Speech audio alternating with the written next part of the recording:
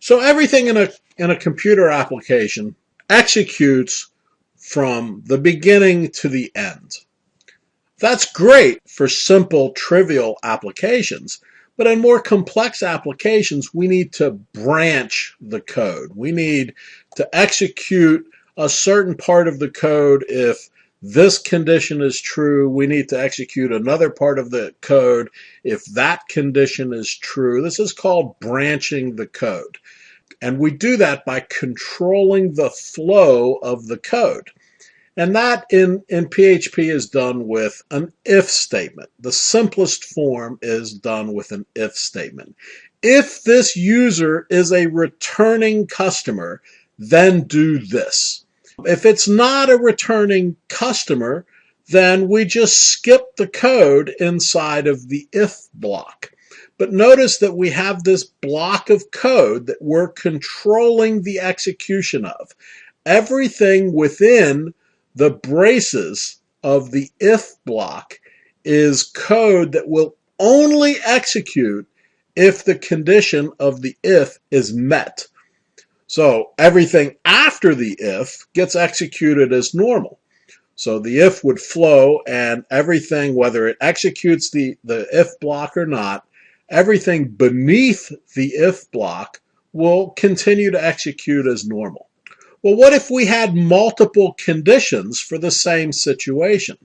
So if the user is a returning customer, then do this. If it's not a returning customer, then I want it to do that. I want to go to the login page, or I want to go to the become a customer page, register page. So I could do this with this construct to control the flow of execution, if else. And notice again the braces that are marking these blocks of code that will get executed based on the condition. So if something is true, and again we could negate that, so if something is false, whatever the condition is, if that condition is met, then the code within the if braces will execute. If it's not met, then everything within the else block braces will execute. And then once either of those execute, one of them is going to execute. Once one of them executes, the code following the if construct executes. Well, what if we have even more conditions?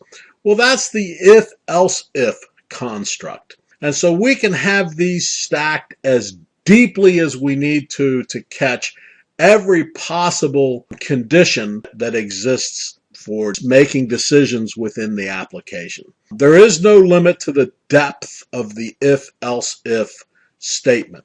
One of those three, and it could be 30, but one of those three in this example, one of those three blocks of code is going to execute. Either the first condition is satisfied and that first block will execute, or the second condition is satisfied and that block will execute. And by default, if none of the conditions are met, then the else block will execute.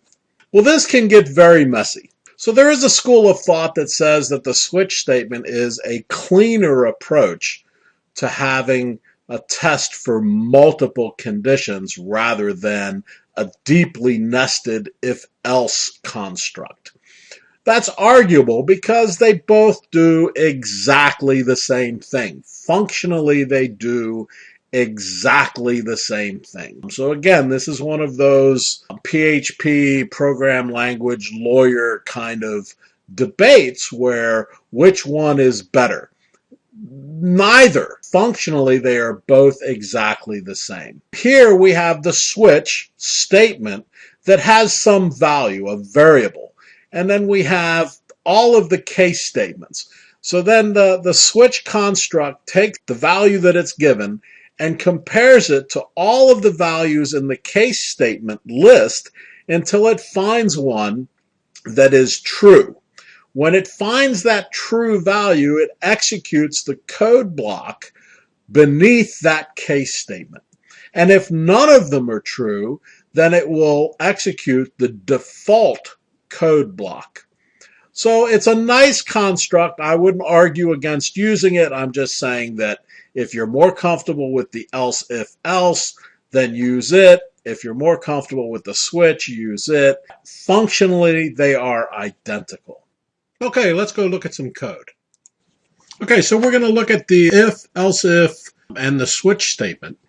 And here's just a little web page that tests for the value of this additive statement, 3 plus 2. And notice that I've put parentheses around there. It wasn't necessary to put the parentheses, but again, I want my code to be absolutely clear in what I am trying to do.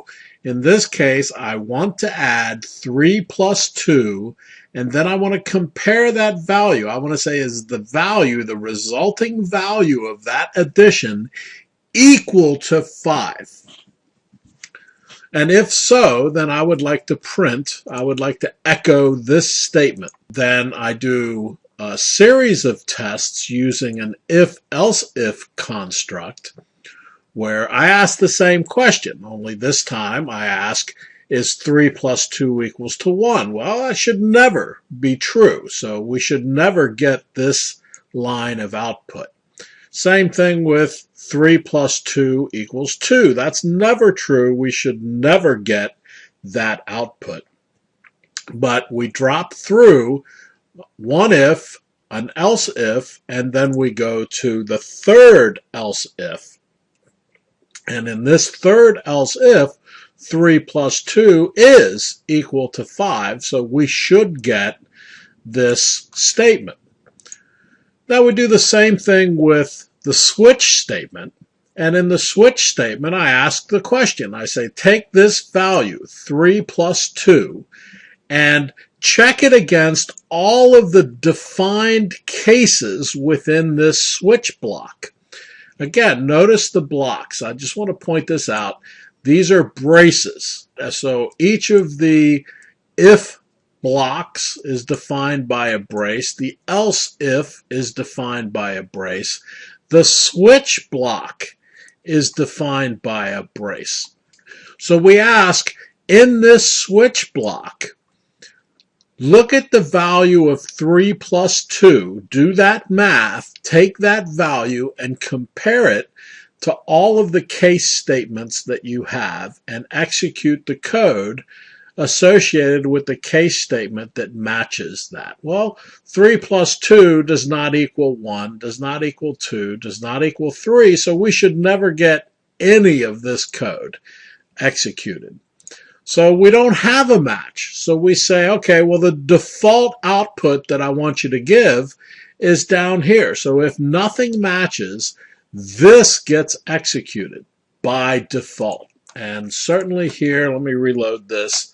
So certainly here we see it in our first if statement. We get 3 plus 2 does equal 5. Then we have this if-else if construct, and 3 plus 2 equals 5 here as well, so the universe is in balance, and we're in the second if statement. But then down here in the switch, we did 3 tests, none of which yielded a true, none of which satisfied the condition. Therefore, we dropped into the default statement, and that is what we got in the output. So everything worked as expected. You can see that the if-else if construct, we could have added an else statement here, and in this else statement we could say echo there is no match in the if-else if blocks.